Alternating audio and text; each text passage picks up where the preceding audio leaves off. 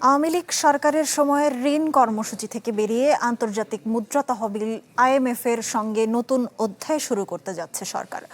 ৩ বছরের নতুন কর্মসূচির আওতায় 400 থেকে 450 কোটি মার্কিন ডলার ঋণ পাওয়ার আশা করছে ঢাকা। সরকারের দাবি, এবার ঋণের শর্ত নির্ধারণে অগ্রাধিকার পাবে দেশের অর্থনৈতিক বাস্তবতা ও জনগণের স্বার্থ। নতুন ঋণ কর্মসূচি নিয়ে প্রাথমিক আলোচনার জন্য ঢাকায় অবস্থান করছে আন্তর্জাতিক মুদ্রা তহবিল IMF এর 12 সদস্যের একটি প্রতিনিধি দল। সপ্তাহ জুড়ে তারা বাংলাদেশ ব্যাংক ও বিভিন্ন মন্ত্রণালয়ের সঙ্গে ধারাবাহিক বৈঠক করবে। আলোচনায় সরকারি কর্মকর্তা কর্মচারীদের নতুন বেতন কাঠামোর বিষয়টিও থাকবে।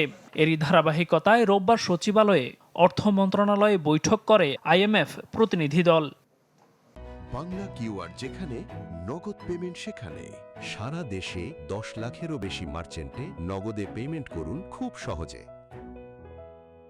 নতুন কর্মসূচির আওতায় 3 বছরের জন্য IMF থেকে 400 থেকে 450 কোটি মার্কিন ডলার ঋণ নেয়ার আশা করছে সরকার। অর্থমন্ত্রী আমির খসরু মাহমুদ চৌধুরী বলেন, IMF এর সঙ্গে আওয়ামী লীগ আমলের কর্মসূচি ছিল স্বার্থবিরোধী, তাই এই ঋণ কর্মসূচি থেকে বেরিয়ে আসবে সরকার। অনেকগুলো কন্ডিশন ছিল যেগুলো আমরা মনে করেছি সরকার হিসেবে, নির্বাচিত সরকার হিসেবে গ্রহণযোগ্য নয়। দেশের অর্থনীতির অগ্রাধিকার এবং জনগণের স্বার্থকে মাথায় রেখে ঋণ নেওয়া হবে বলেও জানান অর্থমন্ত্রী।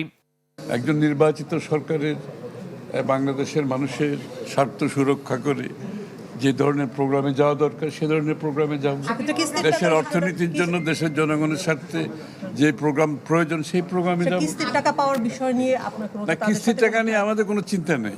আমার চিন্তা হচ্ছে যে প্রোগ্রামে যাব এটা বাংলাদেশের স্বার্থ সংরক্ষিত হবে কিনা।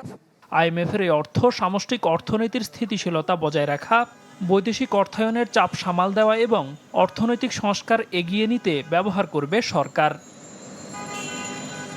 দেলোয়ার দোলন, চ্যানেল 24, ঢাকা।